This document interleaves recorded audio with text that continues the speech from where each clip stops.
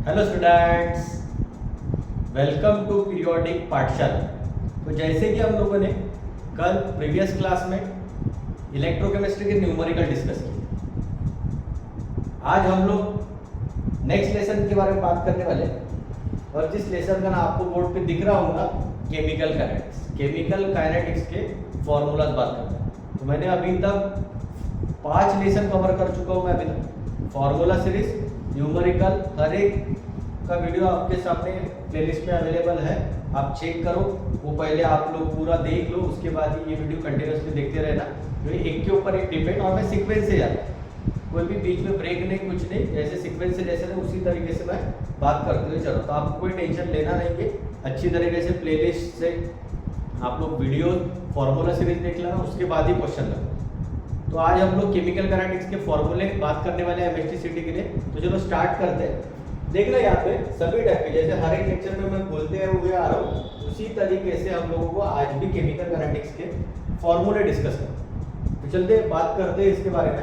देखो, chemical kinetics में पहले टाइप के क्वेश्चन, मतलब जैसे सीक्वेंस है उसी तरीके से लिखा है तो आपको आसानी हो लिखने के लिए, पेपर सॉल्व करने।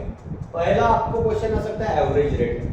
याद रखो, ये जो पहले टाइप का क्वेश्चन बोल रहा हूँ ना, 1 2 3, ये जो मेथड है एवरेज, इंस्टेंटेनियस और रेट लॉ, ये तीनों जो मेथड है सभी लोग पढ़े हैं स्टेट बोर्ड। ये जो मेथड है वो किसके मेथड है? Rate of reaction. तो याद रखना, पहले टाइप का क्वेश्चन आ सकता है एवरेज रेट मेथड।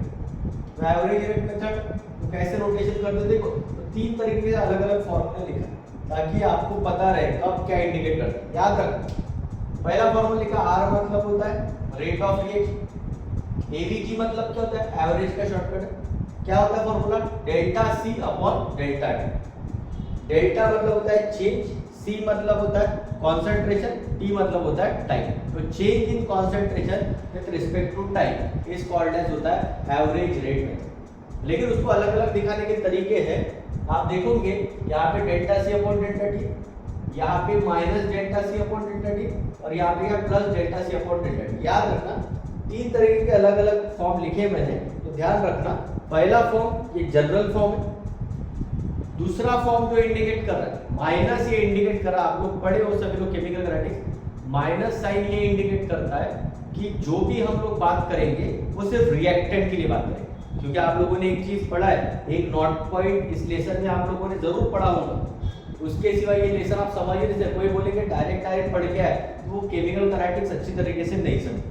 ठीक, याद रखना, केमिकल काइनेटिक्स अगर समझना है तो नोट पॉइंट क्या होता है मैं एक बार बोल के बताता हूँ। जैसे जैसे समय बीतते जाएगा, रिएक्टेंट की जो होती है वो आपकी ताकत कम होते रहती है।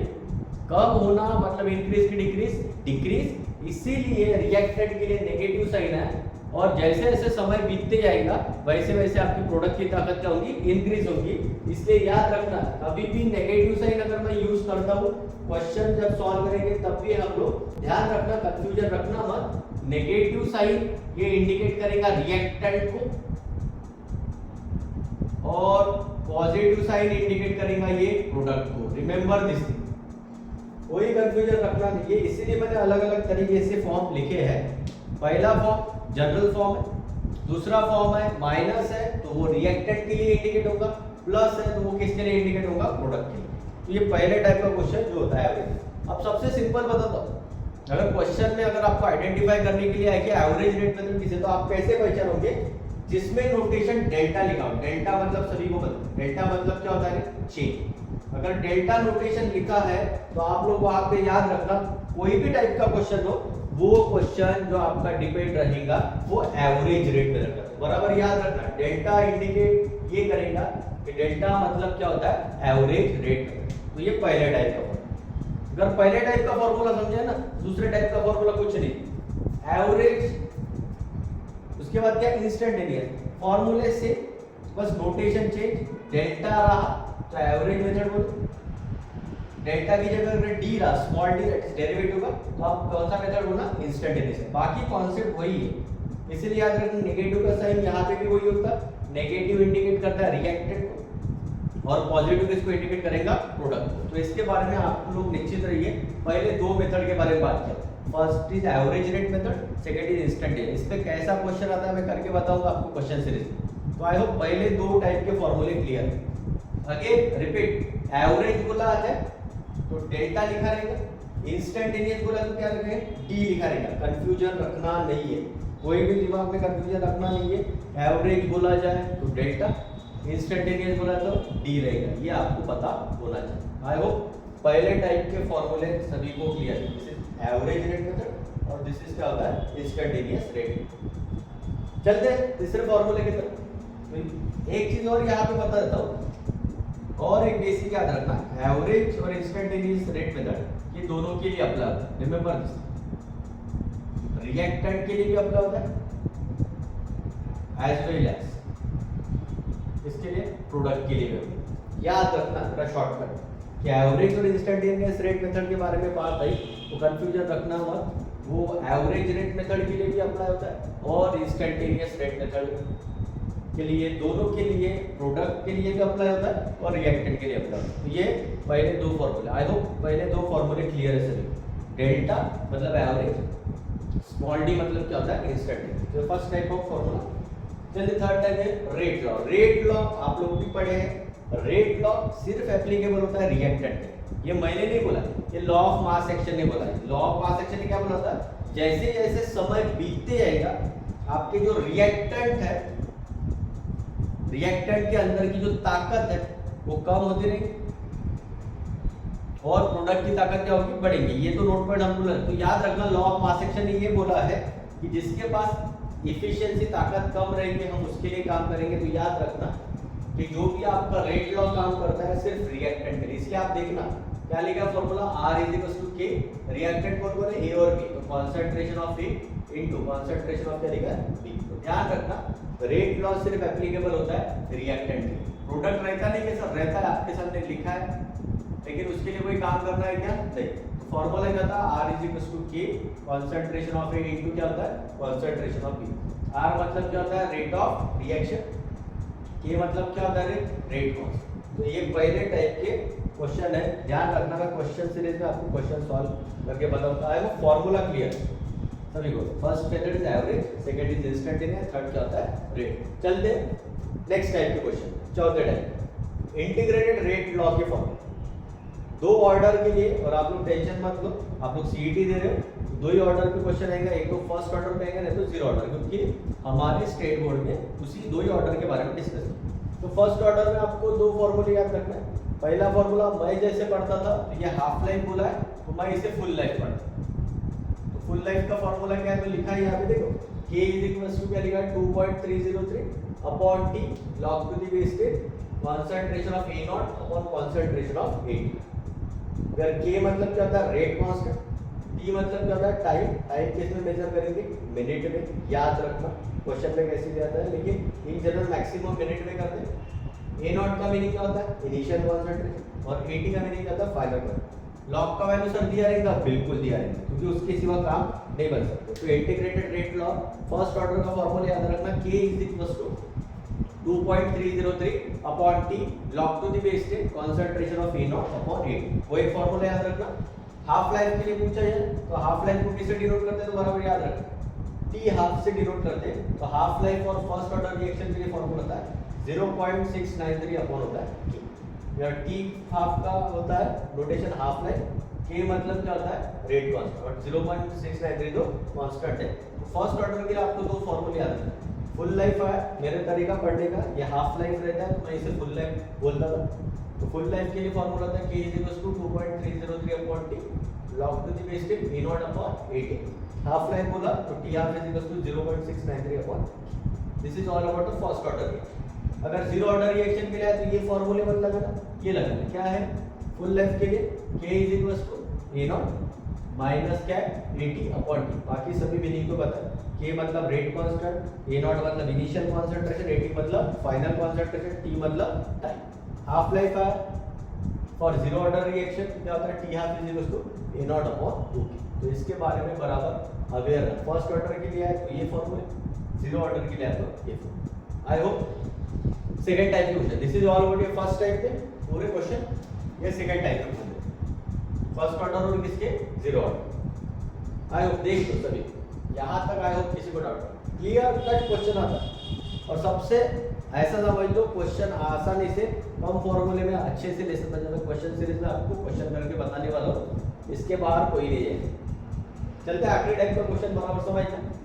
अरेनियस इक्वेशन इंपॉर्टेंट है, आ सकता है अलग अलग फैक्टर लिखे, अलग अलग पैरामीटर लिखे। पहला तरीके का फॉर्मूला क्या है, k = a इंटू ई का power minus A upon R T.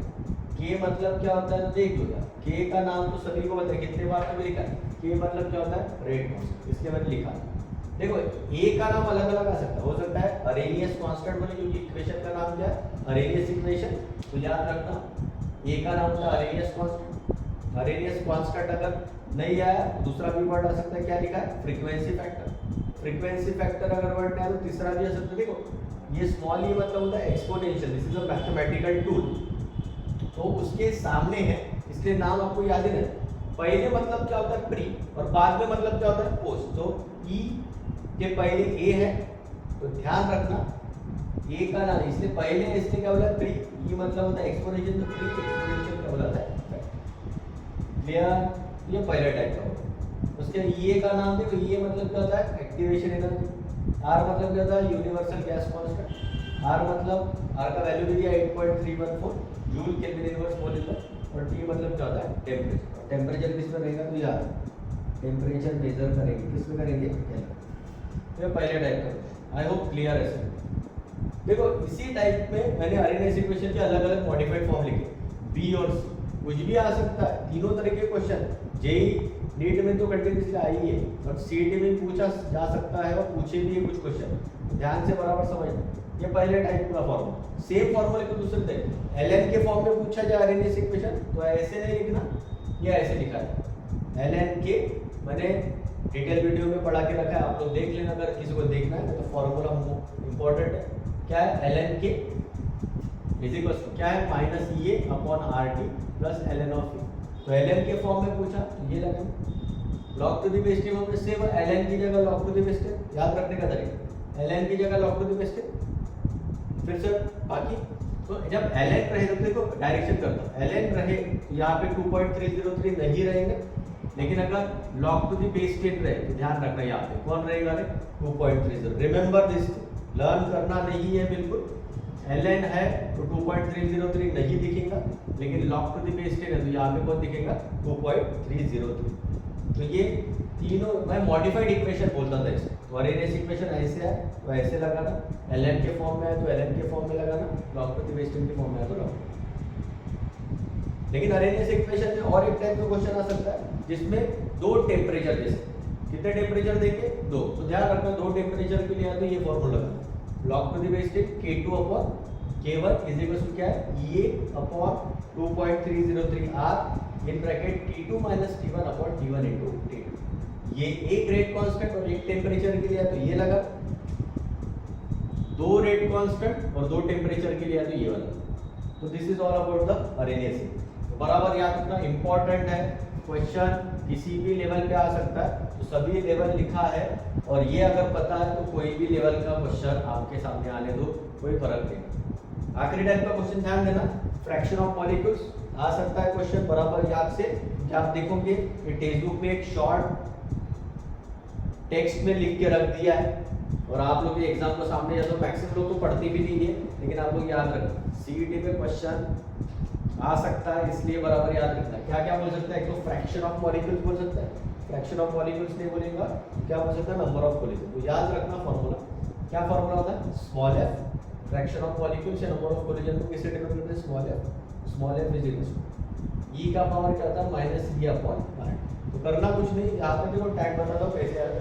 Arrhenius equation है तो के था, फ्रीक्वेंशन ऑफ मॉलिक्यूल्स है तो के की जगह कौन लेगा, अरेनियस इक्वेशन था तो ए से डिनोट करते जरूरत थी, या अरेनियस इक्वेशन नाम है क्या, नहीं, ए की जरूरत पड़ेगी क्या, नहीं, तो एक को गायब कर दिया मैंने, क्या बचा, ई का पावर माइनस ई अपॉन आर टी है। कुछ लर्न नहीं करना, ये सिंपल तरीका याद रखना। अरेनियस इक्वेशन पढ़ रहे थे तो ए की जरूरत थी इसलिए रखे, फ्रैक्शन ऑफ मॉलिक्यूल से नंबर ऑफ कोलिजन निकालना है तो एक ही जरूरत रहेगी क्या? नहीं, तो निकाल। ln के फॉर्म में है तो याद रखना है ln of f is equal to क्या होता है माइनस ये अपॉन r2।